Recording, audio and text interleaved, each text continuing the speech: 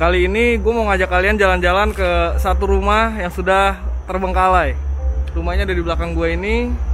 Dan tempatnya itu adalah bekas rumah pesugihan. Satu rumah mewah yang berdiri di perbatasan Jakarta Timur ini kini disulap oleh alam menjadi rumah yang seram dan terkesan mistis. Rumah yang dulunya ditempati oleh orang terkaya di daerahnya yang kini tak berpenghuni. Menyisakan tanda tanya besar di benak warga setempat, mulai dari rumor hilangnya semua anggota keluarga tanpa tahu kemana, sampai rumor tentang bekerja samanya keluarga tersebut dengan iblis.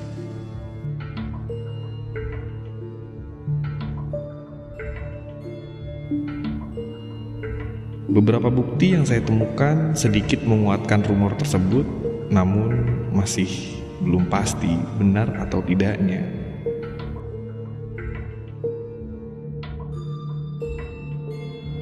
Supaya tidak penasaran, kita langsung saja masuk ke dalam dan lihat kenyataannya.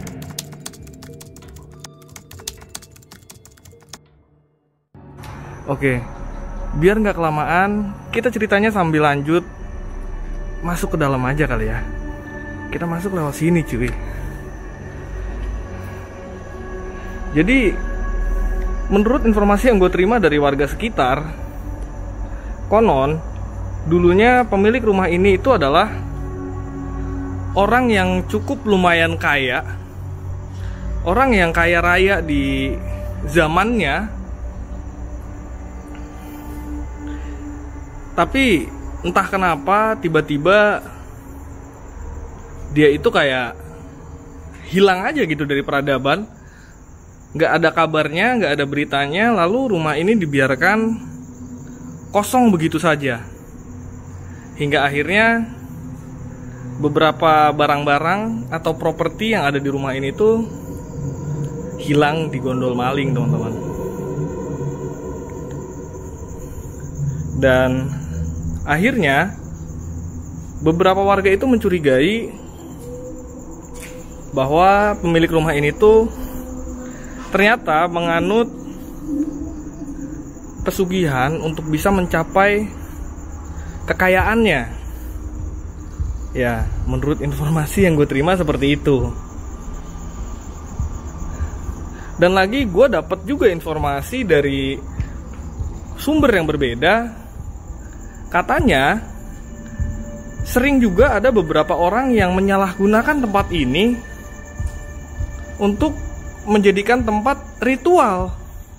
Karena konon menurut orang pinter yang ada di deket-deket sini, orang pinter daerah sini itu pernah bilang katanya semenjak rumah ini ditinggalkan, si jin yang membuat pesugihan tempat ini tuh yang apa ya kalau dibilang, jin yang mengabdi kepada keluarga ini untuk membuat keluarga ini menjadi kaya, itu masih bersemayam di tempat ini. Kata orang pinter itu begitu, teman-teman. Sepertinya gua pun merasakan hal yang sama, karena seperti yang kita lihat di sini nih. Tadi sempat gue lihat sekelebatan seperti lilin. Ya, tuh. Seperti ada bekas lilin dan ada bekas hiyo ya. Kalau kita lihat. Nih. Ada bekas hiyo cuy. Ada spidol. Ada batang-batang seperti bekas dupa. Dan ada kelapa di pojok cuy. Apa yang dilakukan oleh manusia di tempat seperti ini menggunakan lilin dan dupa, menurut kalian apa, teman-teman? Apakah benar tempat ini masih dijadikan sebagai tempat untuk melakukan kontrak kerjasama dengan bangsa jin. Gue sih nggak tahu ya bener atau tidaknya, karena ini masih sebuah cerita. Maybe no, maybe yes, bisa iya dan bisa tidak. Dan yang kita lihat di sini adalah sesuatu hal yang nyata yang hanya tampak di depan mata kita, bahwa seberapa banyak harta yang kita kumpulkan akhirnya bisa hilang begitu saja, hancur begitu saja apabila memang tidak dirawat ya. Seperti bangunan ini, sebesar-besarnya bangunan ini, sekokoh-kokohnya bangunan ini pasti akan hancur termakan zaman. Contoh kita lihat itu tuh di atas. Contoh bisa hancur termakan zaman karena tidak dirawat. Rumah yang kokoh aja nggak dirawat bisa hancur, apalagi hatiku yang rapuh. Apabila tidak dirawat dengan baik, pasti juga bakal hancur. Anjay, hati gak tuh? Kenapa jadi ngegombal? Dan di sini kita ke balkon, ya. Ini balkon atas, cuman di bagian belakang dari rumahnya. Kita sambil lihat-lihat. Ini adalah halaman belakang dari rumah ini, teman-teman. Kalau kita bisa lihat sama-sama, bangunan ini tuh sebenarnya bukan rumah yang kecil ya, karena memiliki halaman belakang yang cukup lumayan luas. Dan kalau kita lihat di belakangnya itu sepertinya danau, cuy. Tuh ya, seperti danau, dan di sana kayak ada merah-merah gitu. Kelihatan nggak sih sama kamera? Nggak kelihatan ya, nggak nangkap ya.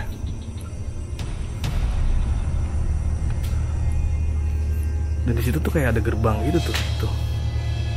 Tuh kayak ada gerbang, cuy. Tapi oke, kita fokus ke bagian dalam rumahnya aja dulu.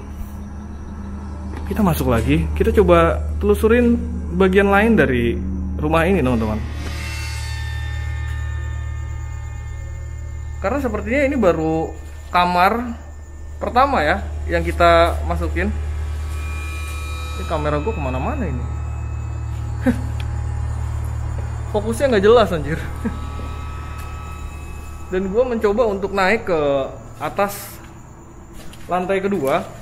Sebenarnya di bawah sini tuh ada bagian lagi. Cuman kayaknya nanti aja kita masuk ke situ. Kita coba telusurin lantai atasnya dulu. Sejauh ini sih gue masih ngerasain hawanya standar-standar aja ya. Hanya saja tadi gue ngeliat ada bekas-bekas lilin. Mungkin bisa jadi emang dipakai buat melakukan ritual-ritual aneh ya. Bisa jadi. Tapi mudah-mudahan enggak. Oke, kita lanjut lagi. Telusurin ada apa aja di lantai kedua ini. Cekidot. Kita coba untuk menyisir bagian lain dari rumah ini, teman-teman. Mudah-mudahan aja kita mendapatkan sesuatu hal yang berbeda ya.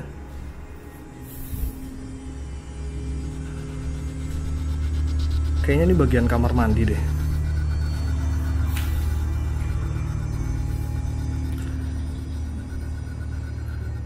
Dan ini balkon atas. Kayaknya bagian atas ini tuh cuman sedikit aja ruangan-ruangan yang bisa kita telusurin. Dan gue nggak ngerasa sesuatu hal yang aneh di bagian atas. Mungkin kita coba turun ke bagian bawah kali ya.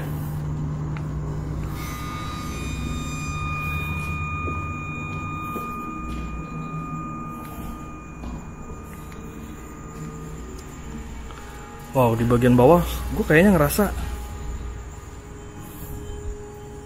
lebih creepy nih, cuy.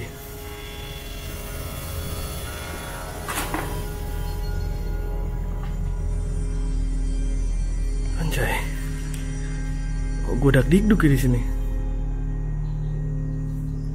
Kita kesini dulu. Jadi, menurut informasi juga dari beberapa warga sekitar yang gue terima, di area sini tuh seringkali muncul beberapa sosok ya yang mengganggu, seperti sosok yang menyerupai binatang seperti anjing atau serigala yang seringkali mondar-mandir di area seputar tempat ini. Dan sekarang gue kayaknya udah ada di bagian dapur ya. Ini kalau kita lihat kayak dapur, area dapur kalau kita perhatikan.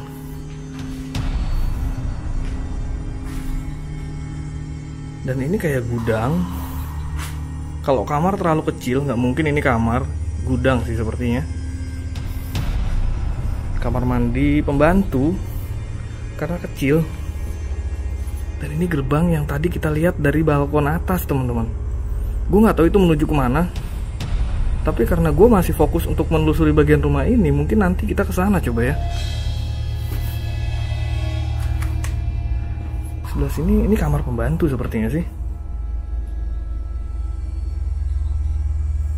Dan banyak banget barang-barang yang mungkin nggak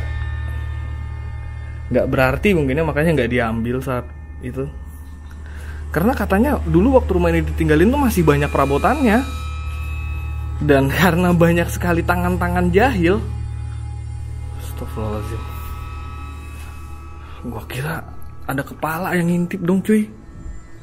Bisa-bisanya dong.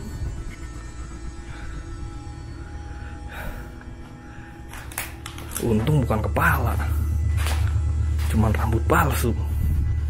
Coba kepala beneran, bisa lompat gue. Tadi nyampe mana tuh gue ngomong? Ya katanya sih rumah ini waktu baru ditinggalin tuh ada ruangan lagi di situ. Itu masih banyak banget barang-barangnya teman-teman. Cuman ya biasalah, tangan-tangan jahil warga negara kita tercinta gak bisa gitu ngelihat barang nganggur, ya sikat gitu kan. Yang sebenarnya tuh hal itu tuh nggak boleh dilakuin teman-teman, karena itu bukan hak kita ya. Apapun itu, jika memang bukan haknya, jangan pernah diambil. Itu pelajaran yang saya coba berikan untuk teman-teman semua. Kita coba masuk ke sini. Ini pintunya kecil banget loh. Dan di sini gue mulai mencium bau-bau yang nggak sedap. Hawa lembab berasa banget. Kayaknya di sini nih tempat. Oh iya, apa mungkin di sini tempat ritualnya ya? Bisa jadi sih cuy. Ini ke arah sini kayak ada jalan.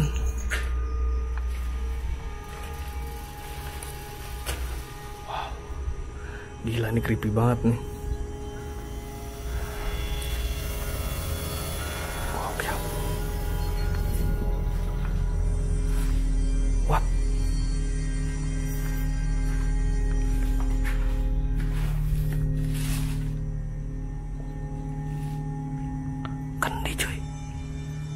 Apa ya isinya ya?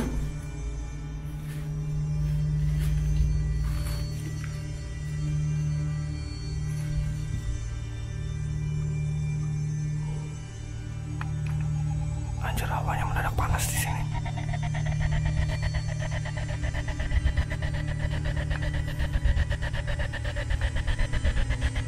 Gua ke depan lagi deh.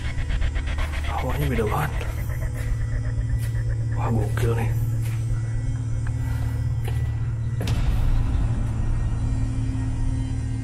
Gila, hawanya beda banget cuy.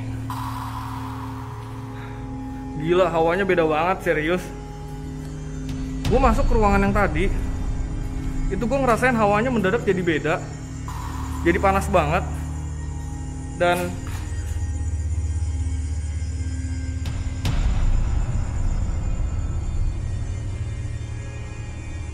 lihat sesuatu gak sih? Gue ngerasa kayak ada yang liatin dari belakang gue loh.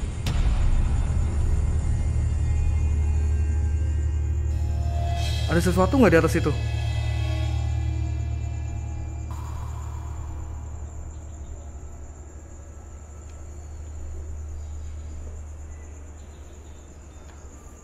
Gue kita lanjut ke depan lagi aja deh ya kayaknya. Mungkin thank you banget buat teman-teman yang udah nonton. Jangan lupa di like, di komen, dan di subscribe. Kalau bisa juga di share ke teman-teman kalian supaya gue lebih semangat lagi untuk memberikan konten yang bermanfaat dan terus menghibur. Sampai jumpa di video selanjutnya. Gue Satria melaporkan dari Jakarta Timur. See you next time and goodbye.